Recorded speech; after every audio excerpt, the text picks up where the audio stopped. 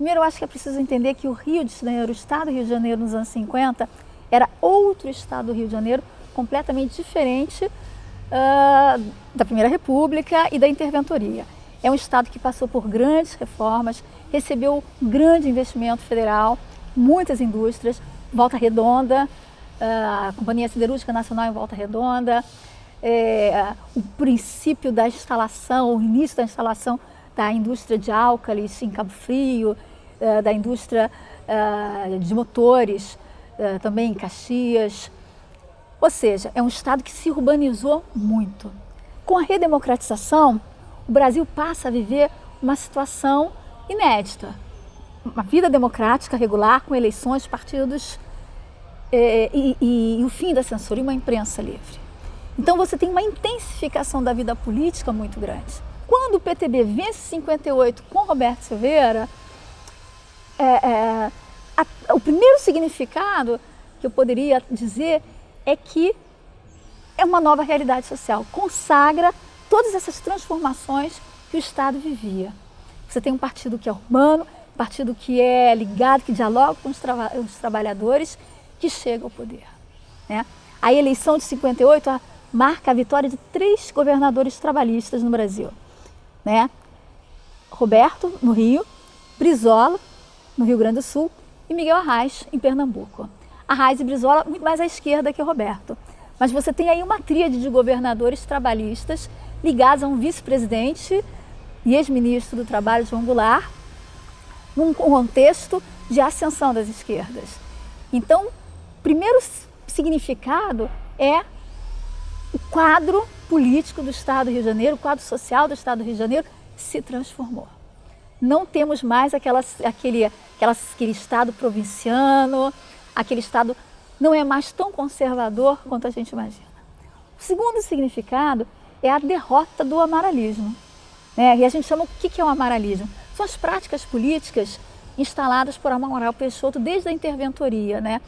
É uma derrota atroz, é uma derrota que desorganiza o PSD.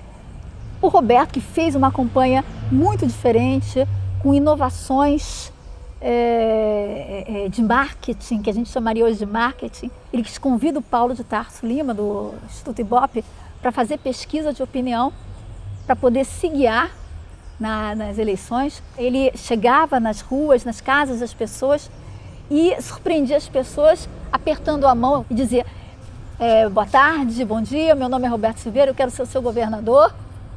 Isso surpreendia as pessoas. Roberto era um homem jovem, ele foi eleito com 35 anos, ele tinha toda aquela eloquência do jovem que quer mudar o mundo.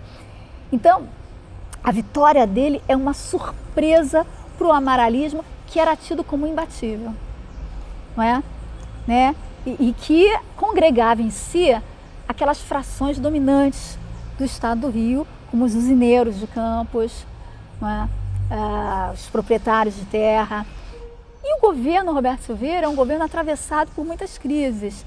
Você tem ocupações de terra acontecendo, greves que não acabam mais, e um governador com um apelo popular muito forte, que em muitos momentos ele dá razão à população dos seus questionamentos, né?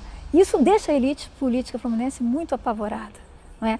Em 59 acontece o grande motim urbano do Brasil no período, que é o quebra-quebra das hierarquias, que deixa a sociedade assustada, provoca intervenção no Estado do Rio. Em 60 você tem uma greve violentíssima dos trabalhadores de álcalis em Cabo Frio. É uma conjuntura muito difícil e Roberto não foge ao combate, né? Uma das propostas de campanha dele, por exemplo, é fazer a reforma agrária, né? E com isso, ao assumir o governo, ele manda um projeto de reforma agrária para a Câmara de Deputados do Estado, que reprova e faz uma reforma, deixa esse projeto um pouco mais conservador, mas de toda forma assinala a entrada do Estado no processo da reforma agrária, né?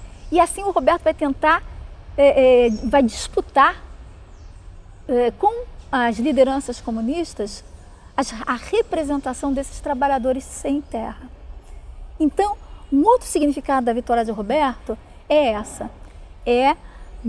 a entrada do Estado fluminense nas questões sociais, no debate dessa questão social tão incandescente que era a reforma agrária. Outra coisa que é muito importante é que ele tinha um plano de alfabetização, um plano popular de alfabetização baseado no método Paulo Freire. A vitória do Roberto, ela reafirma uma nova postura, uma inovação no tratamento das questões sociais. De modo que é um período muito rico politicamente. Deve ter sido muito tenso para as pessoas viverem, né? Mas para nós, historiadores, é uma delícia estudar.